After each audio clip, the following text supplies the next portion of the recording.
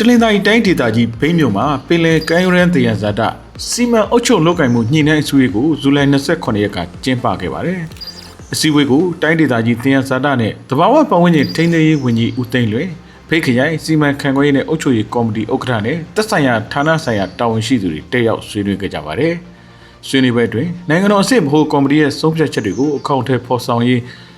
ပင်လယ်ပြင်ရေပေါ်ရေအောက်တယံဇာတတွေရေရှည်တည်တံ့ရေးပလတ်စတစ်အမိုက်တွေနဲ့စီကမ်းမဲ့စွန့်ပစ်မှုမရှိစေရေးနဲ့စက်ရုံအလုပ်ရုံတွေကရေစိုးတွေကိုမြေချောင်းတွေတွင်ဓာတ်ရိုက်စွန့်ပစ်ခြင်းမရှိစေရေးတို့ကိုအလေးထားဆွေးနွေးခဲ့ပါတယ်။ထို့ပြင်ဒီရတော်ထိန်းသိမ်းရေးရေတယံဇာတထိန်းသိမ်းရေးနဲ့ကမ်းရိုးတန်းဒေသဘက်စုံဖွံ့ဖြိုးတိုးတက်ရေးဆိုင်ရာလုပ်ငန်းစဉ်တွေကိုလည်း